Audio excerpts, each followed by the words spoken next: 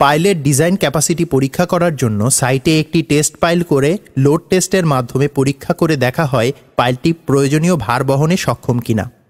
প্রথমে estimated load অনুযায়ী soil test রিপোর্টের ভিত্তিতে পাইল ডিজাইন করা হয়, তারপর সেই ডিজাইন অনুযায়ী টেস্ট পাইল ড্রাইভ করে লোড টেস্ট করা হয় এবং ডিজাইন ক্যাপাসিটি নির্ণয় করে প্রয়োজনীয় কারেকশন করা হয়। যে কোনো ফাউন্ডেশনেরই দুইটা ক্রাইটেরিয়া ফুলফিল করতে হয়। তার ভিতরে একটা হচ্ছে what is the bearing capacity of the foundation, আর আরেকটা হচ্ছে এটার হচ্ছে সেটেলমেন্ট ক্রাইটেরিয়া থেকে এটার ক্যাপাসিটিটা কত আসবে। তো এখানে যে আমরা পাইল লোড টেস্ট করতেছি এটার উদ্দেশ্য হচ্ছে ডিজাইন থেকে যে সেটেলমেন্টটা বলে দিয়েছে যে এই সেটেলমেন্টের বেশি আমরা হতে দিব না এই লোডে, সেটাই আমরা এই লোড টেস্ট দিয়ে আমরা কনফার্ম করার ব্যবস্থা নিয়েছি। সাইটের যে স্থানে সয়েল কন্ডিশন সবচেয়ে খারাপ সেখানে টেস্ট পাইলটি করতে হবে। পাইলের কনস্ট্রাকশন অবশ্যই মূল পাইলের অনুরূপ হতে হবে। এরপর টেস্ট পাইলের উপর লোড দেওয়া শুরু করা হয়। এজন্য আমাদের দেশে সবচেয়ে প্রচলিত পদ্ধতি হল অ্যাঙ্কর মেথড। এ পদ্ধতিতে খরচ কম হলেও এটি অনেক সময় সাপেক্ষ। এখানে উল্লেখ্য যে ক্লে সয়েলের ক্ষেত্রে টেস্ট পাইল কনস্ট্রাকশনের মিনিমাম কয়েক সপ্তাহ পর লোড দেওয়া শুরু করতে হবে। যদি স্যান্ডের ভেতরে টেস্ট পাইল করা হয় তবে কয়েকদিন পর থেকেই লোড দেওয়া শুরু করা যাবে। অ্যাঙ্কর মেথডে লোড টেস্ট করার জন্য প্রথমে টেস্ট পাইলটির টপ সারফেসটিকে ভালোভাবে সমান করে নিতে হবে। অতঃপর পাইলটির উপরে একটি বেয়ারিং প্লেট বসিয়ে তার উপর হাইড্রোলিক জ্যাক বসানো হয়। হাইড্রোলিক জ্যাকের উপরে থাকে রকার বা মাস্টার বিম, তার উপরে থাকে প্রাইমারি বা মেইন বিম, মেইন বিমের ওপরে থাকে সেকেন্ডারি বিম। সেকেন্ডারি বিমের উপরে বালির বস্তা দিয়ে লোড চাপানো হয়। মেইন বিম এবং সেকেন্ডারি বিমগুলো ক্রিব ওয়ালের উপর রেস্ট করে। ক্রিব ওয়াল সাধারণত ইটের গাঁথুনি বা বালির বস্তার সাহায্যে তৈরি করা হয়। ASTM D1143 অনুযায়ী পাইল থেকে ক্রিব ওয়ালের ডিস্টেন্স মিনিমাম 5 ফিট হতে হবে। ক্রিব ওয়ালের থিকনেস মাটির বেয়ারিং ক্যাপাসিটির উপর নির্ভর করবে। পাইলের উপর লোড দেওয়ার পূর্বে পুরো লোড এই ক্রিব ওয়াল বহন করে, তাই এর ডিজাইন সঠিকভাবে করা অত্যন্ত গুরুত্বপূর্ণ। প্রাইমারি এবং সেকেন্ডারি বিমগুলোর লেন্থ এবং স্পেসিং অবশ্যই প্রপারলি ডিজাইন করে নিতে হবে। লোড দেওয়ার এই পুরো অ্যারেঞ্জমেন্টটিকে বলা হয় কেন্টলেজ। হাইড্রোলিক জ্যাকের দুই পাশে দুটি রেফারেন্স বার থাকে। এই রেফারেন্স বার এবং হাইড্রোলিক জ্যাকের সাথে দুটি ডায়াল গেজ সংযুক্ত থাকে। ডায়াল গেজের সাহায্যে অ্যাপ্লাইড লোডের ফলে সৃষ্ট পাইলের সেটেলমেন্ট পরিমাপ করা হয়। এখানে একটি ব্যাপার লক্ষ্য রাখতে হবে যে পাইলের উপর লোড দেওয়ার সময় যেন রেফারেন্স বারগুলো নড়ে বা সরে না যায়।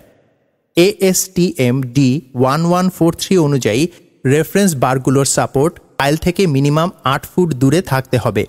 রেফারেন্স বারগুলোকে অবশ্যই সাফিসিয়েন্ট স্টিফ হতে হবে। একটি remote control hydraulic pump pressure pipe দ্বারা হাইড্রোলিক জ্যাকের সাথে সংযুক্ত থাকে। এর সাহায্যে পাইলটির উপর লোড দেওয়া শুরু করা হয়।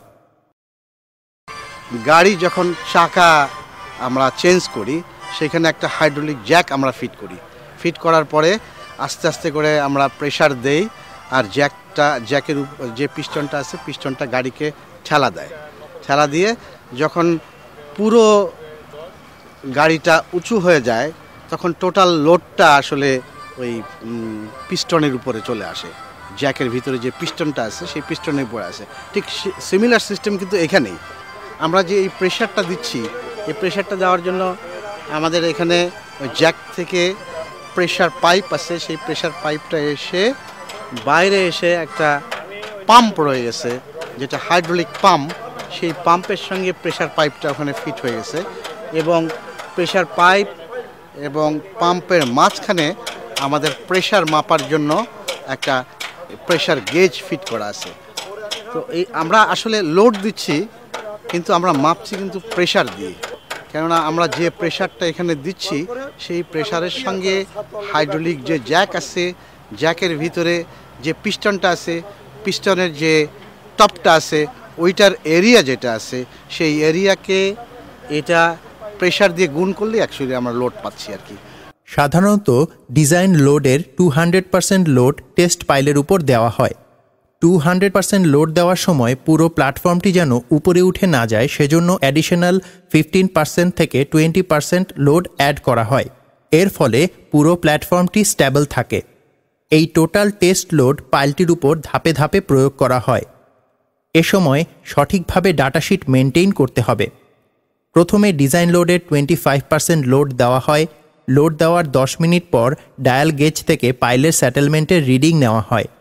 এরপর আরও 10 মিনিট পর রিডিং নেওয়া হয়। এভাবে 10 মিনিট ইন্টারভেলে রিডিং নিতে হবে। যখন পরপর দুটি রিডিংয়ের পার্থক্য খুব কম হবে তখন নেক্সট ইনক্রিমেন্ট দেওয়া হয়।